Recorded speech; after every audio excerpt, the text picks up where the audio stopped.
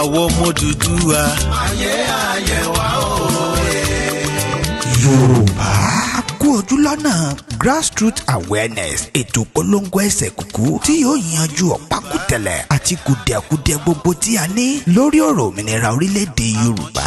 Grassroots awareness kò bógundé kò bọ́tẹ̀dé. A ò nílò láti bú ọba, ìjòyè tàbí aṣáájú kankan nítorí wípé a fẹ́ gba òmìnira àwa ara wa. Ohun tó tọ́ ni pé ká ṣe ìdánilẹ́kọ̀ọ́ tó gbámúṣẹ́ lórí kínídé àti àbájọ tá a fi nílò òmìnira orílẹ̀-èdè Yorùbá, ká sì ṣiṣẹ́ lórí ìṣọ̀kan àwọn ọmọ aládé gbogbo. Grassroots awareness lẹ́yìn tí gbogbo ètò ti tò, tí gbogbo irinṣẹ́ fún ìpolongo ẹsẹ̀ kúkú yìí ti dó pérépéré bíi Yorùbá ẹ fúnra. Ìwé tó ṣàlàyé gbogbo ọgbà rékèrékè tí àwọn Fúlàní darandaran fi gba ilẹ̀ Haúsá àti ilẹ̀ Tápà tó fi di wípé gbogbo ọba, gọ́fúnà àti district head tó jẹ nílẹ̀ Haúsá àti ilẹ̀ Tápà lónìí fi jẹ́ Fúlàní.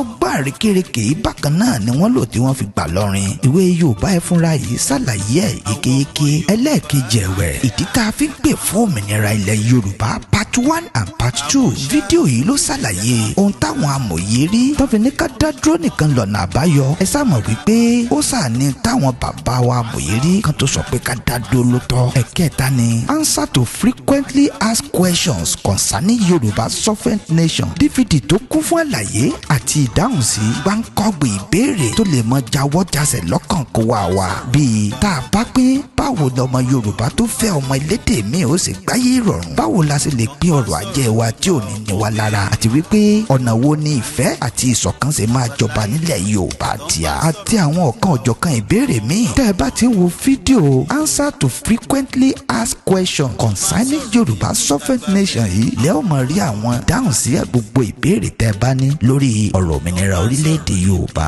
Yorùbá Gazette ara wọn ni hard copy tó ṣàlàyé lẹ́kùnrẹ́rẹ́ irú ìgbésí ayé tí Yorùbá ń gbé kó tó dìgbà amalgamation àti lẹ́yìn amalgamation. Bákan náà ni ó ti ṣàlàyé irú ìgbé ayé tí Yorùbá ń gbé kó tó di pé òmìnira wọlé àti lẹ́yìn òmìnira títí dọjọ́ òní. Bákan náà a ti ṣe lọ́pọ̀ yanturu blueprint on grassroots awareness campaign, ìwé ìtọ́ni tó ṣàlàyé ọ̀nà tá a lè gbà dá dúró tí ò ní mógun tàbí mú à ń bára wa jà dání. Nínú blueprint yìí lẹ́ẹ̀tì ti rí ọ̀nà tó jẹ́ wípé a nílò láti bọ́ba tàbí bújóyè kó tó di pé a lè dá dúró. Gbogbo ẹ̀ lórí DVD, memory card àti hard copy láti ṣe wọ́n sí grassroots awareness. Àti dúpẹ́ ibi tí ṣẹ́ dé dúró. Ohun tó kàn báyìí ni wípé a fẹ́ ṣe ìfilọ́lẹ̀ fún ìdánilẹ́kọ̀ọ́ ètò polongo ẹsẹ̀ kúkú yìí, that is the launching of grassroots awareness lọ́jọ́ àìkú Sunday 31st July 2022 7 p.m. lágogo orílẹ̀-èdè Yorùbá tí a sì ń pe gbogbo ọmọ Yorùbá jákèjádò àgbáyé pé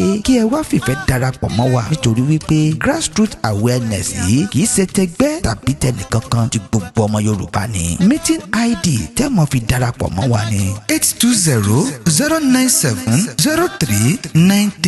Bákan náà lẹ́ ó láǹfààní láti máa wò ètò yìí ní live and direct lórí gbogbo ìkànnì tó ń sọ̀rọ̀ sókè fún ìjàǹgbara òmìnira Yorùbá, that is all Yorùbá's freedom fighter channels. Fún ẹ̀kúnrẹ́rẹ́ àlàyé síwájú sí i tàbí fún ọ̀kan ìjọ̀kan ìbéèrè tẹ́ bá ní, ẹ kàn sí wa lórí +1 609 686 9739 tàbí +1 443 264 0858 tàbí +234 704 609 2484 tàbí +971 52 176 8517 tàbí +1 863 269 0598. Ẹ má gbàgbé wípé lẹ́yìn tá a bá ti parí launching grassroots awareness yìí, ẹ ti láǹfààní láti máa wo gbogbo àwọn DVD wọ̀nyí lórí YouTube gbogbo. Tó bá dọjọ́ Sunday 31st of July 2022, ẹ wá darapọ̀ mọ́ wa kẹ́ lè nímọ̀ tó kún nípa grassroots awareness yìí, torí wípé òun gan ni ọ̀nà àbáyọ fún ìjàǹgbara òmìnira Yorùbá.